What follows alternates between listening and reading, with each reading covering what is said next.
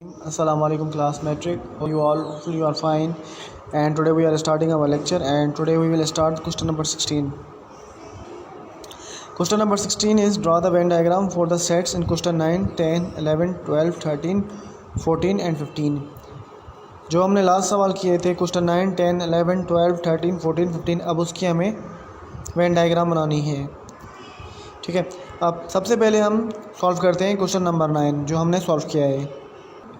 अब यहाँ पे देखें, ये क्वेश्चन नंबर 9 है, ए यूनियन बी कॉम्प्लीमेंट। ठीक है, ये था क्वेश्चन नंबर 9 और इसकी हमें वेन डायग्राम बनानी है।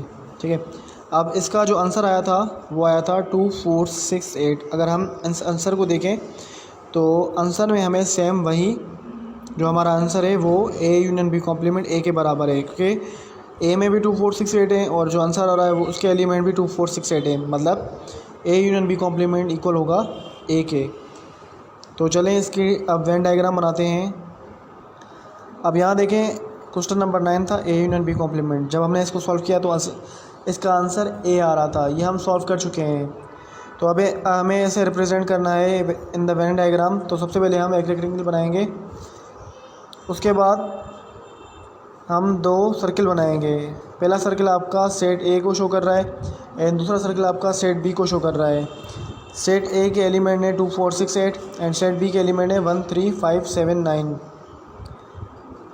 सेट ए और सेट बी के एलिमेंट आपको क्वेश्चन नंबर 9 में मिल जाएंगे, वहाँ पे लिखे हुए हैं। क्वेश्चन 9 में सेट ए है 2, 4, 6, 8 एंड क्वेश्चन 9 में सेट बी है 1, 3, 5, 7, 9।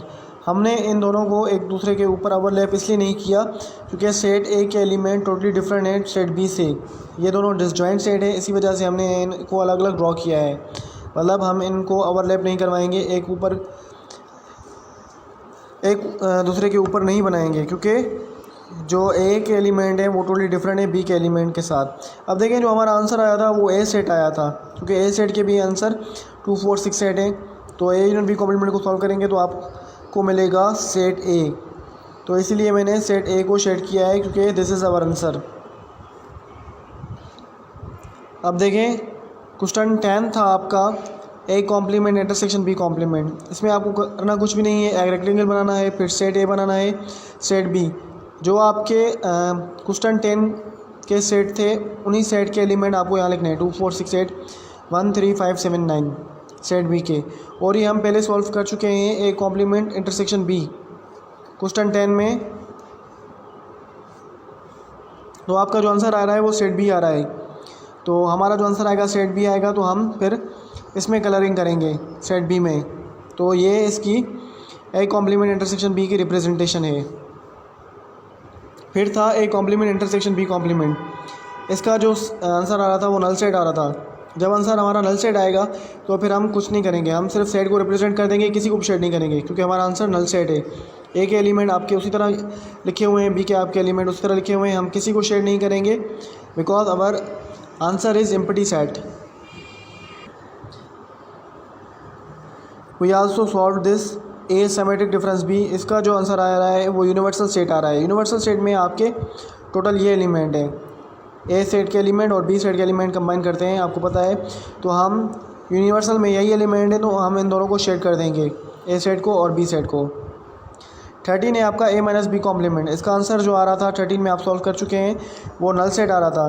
तो हम नल सेट में कुछ नहीं करेंगे, सिर्फ सेट को उसी तरह रिप्रेजेंट कर देंगे, किसी को शेड नहीं करेंगे because our answer is empty set और नल सेट। 14 था A complement symmetric difference B. इसका जो आंसर आ रहा था नल सेट आ रहा था। अब इसका आंसर नल सेट आ रहा था, तो इसी वजह से हम इसको सिर्फ रिप्रेजेंट कर देंगे, हम किसी में शेड नहीं करेंगे because our answer is null set. 15 है हमारा A complement intersection B whole complement. इसमें जो हमारा आंसर आता है वो ए सेट आ रहा था, इसीलिए हम सिर्फ ए को शेड करेंगे। सेट की रिप्रेजेंटेशन सब में सेम होगी क्योंकि सबके सेट सेम है, लेकिन आंसर में चेंजिंग होगी। जहाँ पे नल सेट होगा, एम्प्टी सेट होगा, तो वहाँ पे हम किसी को शेड नहीं करेंगे, किसी को कलर नहीं करेंगे। और जहाँ पे हमारा ए सेट आएगा तो फिर हम सिर्फ ए में कलर करेंगे। लेकिन अगर बी सेट होता तो हम सिर्फ बी में कलर करते, और यूनिवर्सल सेट होता तो हम ए और बी दोनों में करते। अगर यूनिवर्सल सेट के कुछ एलिमेंट रेक्टेंगल में भी होते, मतलब इन दोनों में नहीं होते, तो हम रेक्टेंगल को भी कलर फिलिंग करते, रेक्टेंगल में भी कलर फिलिंग करते, लेकिन हम उसमें नहीं कर रहे क्योंकि यहाँ पे जो यूनिवर्सल सेट है वो दोनों सेट्स ए और बी ही हैं, उसके अलावा कोई ऐसा एलिमेंट नहीं जो रेक्टेंगल में मौजूद हो, तो इसी वजह से हम ए और बी में कलर फिलिंग कर रहे हैं। लेकिन यहाँ पे इन 15 आवर आंसर इज़ ए, हमारा आंसर जो आपने 15 में सॉल्व कर चुके हैं, आपका आंसर आ रहा है ए, इसी वजह से हम सिर्फ ए में कलरिंग करेंगे। अब देखें आपका एक क्वेश्चन है आगे, if A equal to 1 2 3 4 and B equal to 2 4 6 8 show that. हमें ये शो करवाना है कि A symmetric difference B equal to A union B minus A intersection B. अब इसमें दो साइड्स हैं हमारी एंड हमें दोनों साइड्स प्रूफ करनी है। सबसे पहले तो हम लेफ्ट हैंड साइड लेंगे जो है M S symmetric difference B. पहले हम ए लिखेंगे, फिर सिमेट्रिक डिफरेंस बी मालूम करेंगे। आपको पता है यहाँ पे हम वो एलिमेंट लिखते हैं जो दोनों में मौजूद ना हो, बल्कि ऐसे एलिमेंट जो सिर्फ ए में मौजूद हो या फिर जो सिर्फ बी में मौजूद हो, हम वो एलिमेंट लिखेंगे। मतलब यहाँ पे 2 और 4 यहाँ पे भी है, यहाँ पे भी है, ये हम नहीं लिखेंगे, हम लिखेंगे 1 3 6 8। So this is our left hand side. इसके बाद ये वाली साइड सॉल्व हो गई। अब हमें ये वाली साइड सॉल्व करनी है। इसमें हमारे पास A union B minus A intersection B है। सबसे पहले हम ए यूनियन बी सॉल्व करेंगे, उसके बाद हम ए इंटरसेक्शन बी सॉल्व करेंगे। ए यूनियन बी में हम पहले ए का सेट लिखेंगे, फिर बी का सेट लिखेंगे, फिर दोनों की यूनियन करवाएंगे। यूनियन में आपको पता है कि हम दोनों को तरतीब देकर लिखते हैं, तो दोनों की तरतीब होगी 1 2 3 4 6 8। और फिर हम सॉल्व करेंगे A intersection B right hand side में, तो ए इंटरसेक्शन बी का आंसर आएगा 2 और 4। अब देखें A union B minus A intersection B दोनों को सब्ट्रैक्ट करेंगे तो हमें आंसर मिलेगा 1 3 6 8। हमारा राइट हैंड साइड का आंसर है 1 3 6 8 एंड लेफ्ट हैंड साइड का आंसर है 1 3 6 8। 1 3 6 8 दोनों साइड्स के आंसर सेम है, इसीलिए हमारी लेफ्ट हैंड साइड बराबर हो जाएगी राइट हैंड साइड की। So hence we have proved. अब हम चलते हैं क्वेश्चन नंबर 18 पर। अब 18 देखें, A symmetric difference B equal to A minus B union B minus A. ये भी उसी तरह होगा। सबसे पहले हम लेफ्ट हैंड साइड सॉल्व करेंगे, ए सिमेट्रिक डिफरेंस बी, ए लिखेंगे सेट और फिर बी का सेट लिखेंगे, सिमेट्रिक डिफरेंस मालूम करेंगे। सिमेट्रिक डिफरेंस में हमें वो एलिमेंट लिखने होते हैं जो किसी एक स्टेट में मौजूद हो, दोनों में सेट में मौजूद ना हो। यहाँ पे 2 और 4 यहाँ पे भी है, यहाँ पे भी 2 और 4 है, लेकिन हम 2 और 4 को नहीं लिखेंगे, हम सिर्फ 1 3 6 8 को लिखेंगे। तो ये हमारी लेफ्ट हैंड साइड हो गई। इसके बाद हम राइट हैंड साइड सॉल्व करेंगे। राइट हैंड साइड है हमारी A minus B union B minus A. तो सबसे पहले हमें ए माइनस बी सॉल्व करेंगे। ए माइनस बी हमने सॉल्व किया तो हमारा आंसर आया 1 3। हम ए के सेट में से बी का सेट सब्ट्रैक्ट कर देंगे तो वी विल गेट 1 3। उसके बाद हम बी माइनस ए करेंगे। बी में हमारा बी का सेट है 2 4 6 8 एंड ए का सेट है 1 2 3 4। When we subtract A from B we will get 6 and 8। अब हमारे मिल गया ए माइनस बी और बी माइनस ए, दोनों को हम यूनियन करेंगे। यूनियन में आपको पता है कि हम तरतीब दे के लिखते हैं दोनों के एलिमेंट्स, तो हमारा आंसर आएगा 1 3 6 8। So this is our answer. ये हमारा लेफ्ट हैंड साइड का आंसर है 1 3 6 8। ये हमारा राइट हैंड साइड का आंसर है एंड ए सिमेट्रिक डिफरेंस भी हमारा लेफ्ट हैंड साइड का आंसर है। दोनों आंसर बराबर हैं, सो हैंस प्रूफ। इसके बाद 19 है। 19 में आप लेफ्ट हैंड साइड लेंगे ए माइनस बी। ए में है हमारा 1 2 3 4 एंड बी है हमारा 2 4 6 8। दोनों को सब्ट्रैक्ट करेंगे तो हमारा आंसर आएगा 1 3। ये हमारी लेफ्ट हैंड साइड है।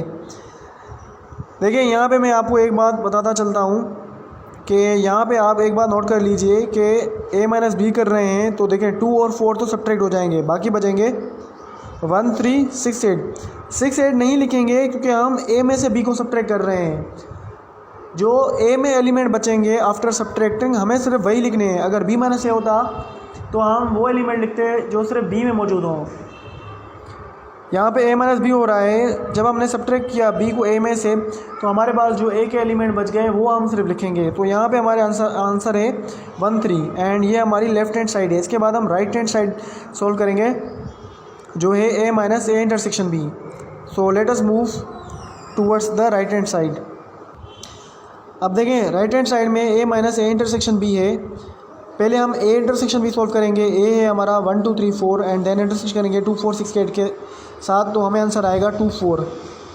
अब इसी को हम सब्ट्रैक्ट करेंगे फ्रॉम ए तो we will get answer 1 3।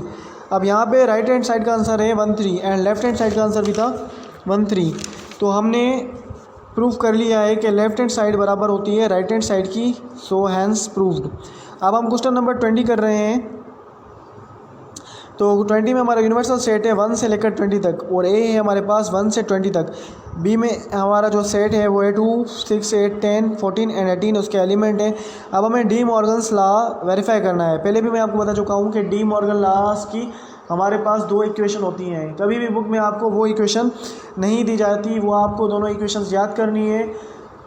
Paper में अगर आपको आएगा कि सॉल्व डी मॉर्गन लॉस और वेरीफाइड डी मॉर्गन लॉस, तो उसमें आपको सेट दिए होंगे, वो इक्वेशंस नहीं दी जाएंगी, तो वो आपको याद करनी है। उसके 2 पार्ट्स होते हैं। पहले पार्ट में आपको बताया कि पहला पार्ट होता है A union B whole complement equal to A complement intersection B complement. ये पार्ट 1 है, पहले हम इसे सॉल्व करेंगे। उसके बाद है A intersection B whole complement, A complement union B complement. This is your homework. So सबसे पहले हम सॉल्व करते हैं पार्ट A1।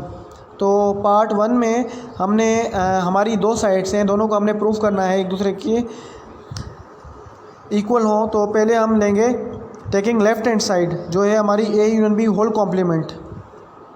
ए यूनियन बी होल कॉम्प्लीमेंट में सबसे पहले हम सॉल्व करेंगे ए यूनियन बी। यूनियन में हम तरतीब दे के लिखते हैं। ए और बी की जो तरतीब वाइज सेट होगा वो होगा 1, 2, 4, 6, 8, 10, 14, 16, 18, 20। इसके बाद हम इसको यू से सब्ट्रैक्ट करेंगे तो हमें आंसर मिल जाएगा 3, 5, 7, 9, 11, 12, 13, 15, 17, 19। तो ये हमारी एक साइड हो गई जो हमारी साइड थी लेफ्ट हैंड साइड। इसके बाद हम राइट हैंड साइड सॉल्व करेंगे।